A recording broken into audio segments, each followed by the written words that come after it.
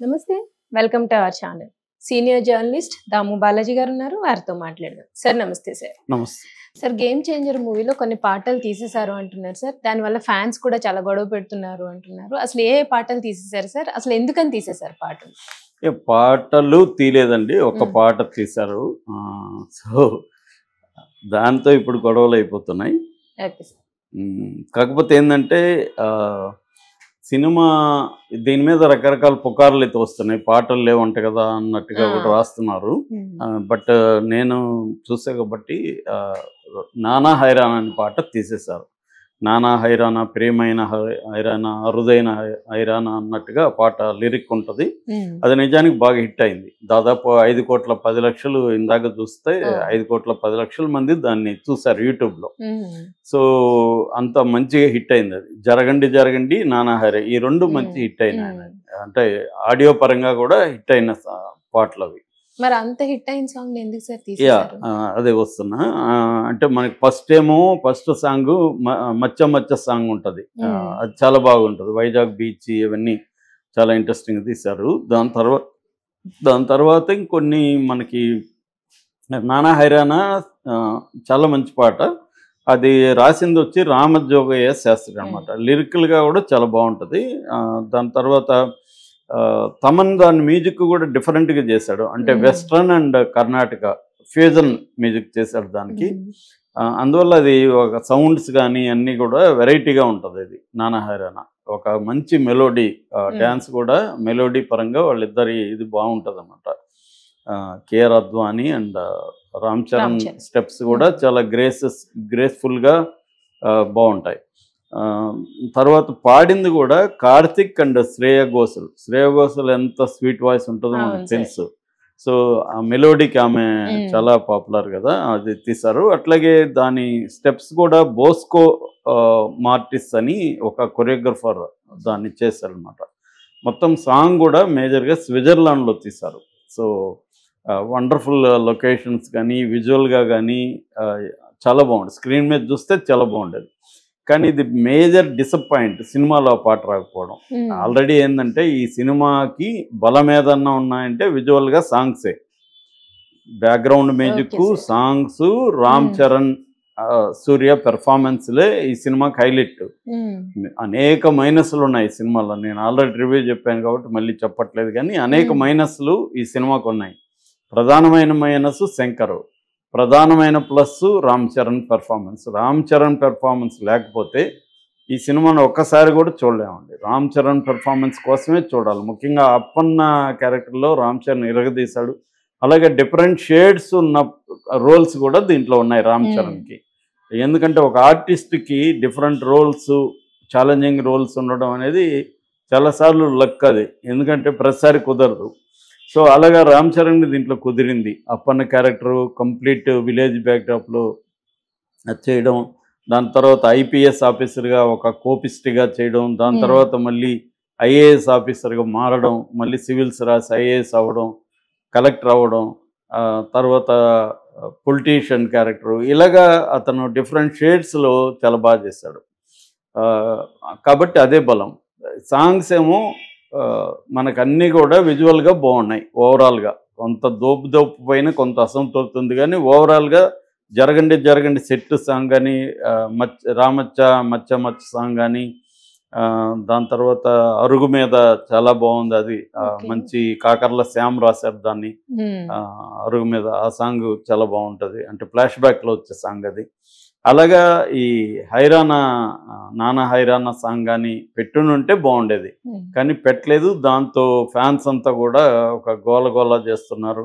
ఎందుకంటే దాంట్లో బెస్ట్ ఉండేదాన్ని నువ్వు తీసేస్తే ఎలాగని.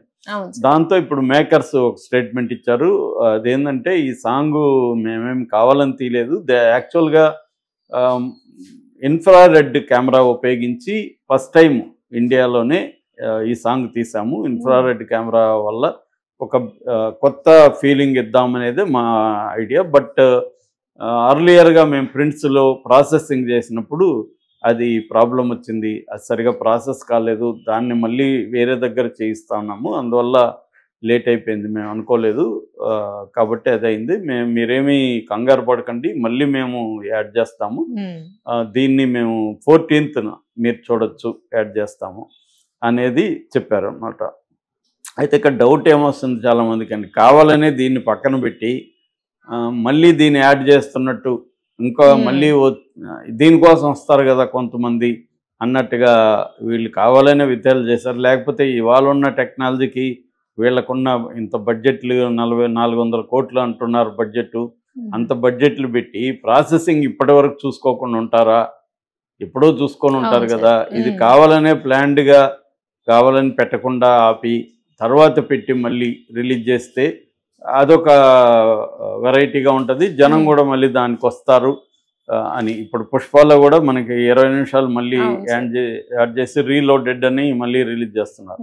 ఎందుకంటే ఎప్పుడైతే సినిమా కొంత డౌన్ అవుతుందో దాన్ని ఏదో ఒక రకంగా మళ్ళీ పుష్ చేయాలి. అది ఇప్పుడు ఎందుకంటే పుష్ప 1800 కోట్లు క్రాస్ అయినాక డౌన్ అయిపోయింది. డౌన్ అయిపోతే ఇప్పుడు వాళ్ళ టార్గెట్ 2000 కోట్ల దంగల్ సినిమాని క్రాస్ చేయాలి. క్రాస్ చేయాలంటే ఇప్పుడున్న ఈ ఫేస్లో క్రాస్ చేసే పరిస్థితి కనబడలే. అందుకని మళ్ళీ దాన్ని ఏదో ఒక రకంగా పైకి లేపాలి. అందుకని ఇప్పుడు రీలోడ్ అని మళ్ళీ 20 నిమిషాలు కలిపి కొత్తగా ఉందంట, బాగుందంట అని ఒక టాక్ క్రియేట్ చేసి మళ్ళీ జనాల్ని రప్పించాలి. అది వాళ్ళ ప్లాన్. అలాగా వీళ్ళు కూడా ఏమన్నా సాంగ్ని కావాలని పక్కన పెట్టి దాని తర్వాత ఇప్పుడు మళ్ళీ మేము ప్రాసెస్ చేసాము, ఇప్పుడు 14th నుంచి చూడండి అని మళ్ళీ పెట్టి దీన్ని చేస్తారా? ఎందుకంటే బాగా మిక్స్డ్ టాక్ వచ్చింది ఇప్పుడు సినిమాకి. ఎక్కడ కూడా ఇనానిమస్గా చాలా బాగుంది సినిమా, బ్రహ్మాండంగా ఉందన్న మాట నేనైతే ఉండలేదు. నేను దాదాపు నా అభిప్రాయం పక్కన పెడితే నేను చూశాను, నా అభిప్రాయం చెప్పాను ఆల్రెడీ. అది కాకుండా నేను అనేక ఆడియన్స్ రివ్యూలు చూశాను, కొంతమంది జెన్యూన్గా చెప్పే రివ్యూస్ చూశాను. ఈవెన్ తమిళ వాళ్ళు, ఎందుకంటే శంకర్ కాబట్టి తమిళ వాళ్ళు లోన్ చేసుకున్నారు. విడాముయర్చ్ అని అజిత్ సినిమా కూడా దీనికోసం ఆపేశారు. శంకర్ సినిమా వస్తూ ఉంది, పైగా RRR తమిళనాడులో కూడా బాగా ఆడింది. ఆల్రెడీ రామ్ చరణ్ ఓన్ చేసుకున్నారు కాబట్టి రామ్ చరణ్ శంకర్ అంటే ఒక బజ్ క్రియేట్ అయింది, పైగా మెగా బడ్జెట్ సినిమా ఇది.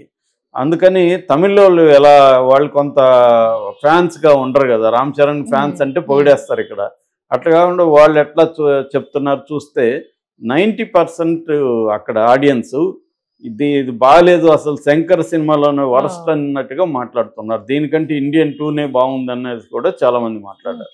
వాళ్ళు చెప్తున్నది కూడా రామ్ చరణ్ పెర్ఫార్మెన్స్ కోసమే ఈ సినిమా చూడాలి, రామ్ చరణ్ బాగా చేశాడు, శంకర్ ఇంక సినిమాలు మానుకుంటే మంచిది అన్నట్టుగా కూడా కామెంట్లు చేశారు. ఎందుకంటే శంకర్ మార్క్ ఏమాత్రం లేదు, శంకర్ పాత ఆయన ఎప్పుడో నేను చిన్నప్పుడు సినిమా చూసినట్టుందని కూడా ఒక అబ్బాయి కామెంట్ చేశాడు.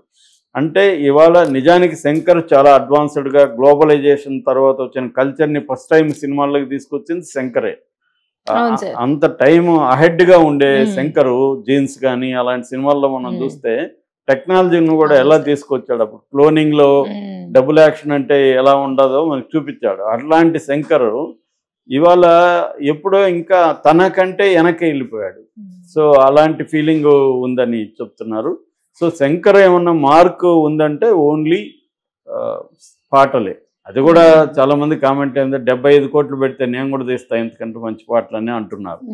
సో 75 కోట్లు ఖర్చు పెట్టి మంచి పాటలు అయితే తీశాడు, వర్త్ అయితే ఉంది. ఆ 75 కోట్లు మనకి స్క్రీన్ మీద అయితే వేస్ట్ కాలేదు, అంతవరకు శంకర్ మార్క్ ఉంది. కానీ ఇవాళ పాటలు బాగుండడం, ఫైట్లు బాగుండడం కాదు, మేజర్గా ఏంటంటే కథ, స్క్రీన్ ప్లే, ఈ రెండే అండి పట్టు. అవి ఇంట్రెస్టింగ్ నడిపించాలా, నెక్స్ట్ పర్ఫార్మెన్సెస్ బాగుండాలి. సో ఇవన్నీ బాగుండి కూడా మెయిన్గా కథ, స్క్రీన్ ప్లేలో రొటీన్ దీన్ని ఎంచుకున్నాడు, ఏమాత్రం మార్క్ చేయలేపాడు. శంకర్కి ఏంటంటే గతంలో సుజాత అనే ఒక గొప్ప రైటర్ ఉండేవాడు, సుజాత రంగనాథన్. వాళ్ళ భార్య సుజాత కాబట్టి ఆయన సుజాత పేరు పెట్టుకొని రాశాడు. చాలా అద్భుతమైన పుస్తకాలు రాశాడు, దాదాపు 100 నవల్స్ పైన రాశాడు ఆయన. శంకర్ సినిమాలన్నిటికీ రైటర్ అనమాట, మణిరత్నం సినిమాలకు కూడా ఆయనే రైటర్. ఆయన ఉన్నంతకాలం స్క్రీన్ ప్లేలో బ్రహ్మాండంగా ఉండేది, ఎందుకంటే ఆయన గొప్ప రైటరు. స్క్రీన్ ప్లే ఎలిదూదు ఎప్పుడే అనే బుక్ కూడా రాశాడు ఆయన, స్క్రీన్ ప్లే రాయడం ఎలాగని. మణిరత్నం సినిమాలకు కూడా ఆయన చనిపోయారు ఆ మధ్య. ఆయన చనిపోయిన తర్వాత శంకర్ కష్టాలు స్టార్ట్ అయినాయి. రోబోకి కూడా ఆయనే. ఎందిరన్ అని పేరు, యంత్రుడు అని పేరు పెట్టింది కూడా ఆయనే అనమాట, సుజాత. ఎందుకంటే ఆయన తమిళ్లో సైన్స్ ఫిక్షన్ నవల్స్ చాలా రాశాడు. సో ఆయన పోయినాక శంకర్ కష్టాలు మొదలైనాయి స్క్రీన్ ప్లే వాటిల్లో. సో ఏదేమైనా ఈ పాటని కావాలని ఆపారన్న విమర్శలు అయితే వస్తున్నాయి. ఏదేమైనా ఫస్ట్ ఇప్పుడు 10 నుంచి 14 తేదీ వరకు చూసే వీళ్ళే కదా, ఎక్కువ చూసేదంతా ఇప్పుడే. మళ్ళీ పాట కోసం వెళ్ళాలా అన్న ఫీలింగ్ అయితే జనాల్లో వస్తుంది. Right sir, thank you sir.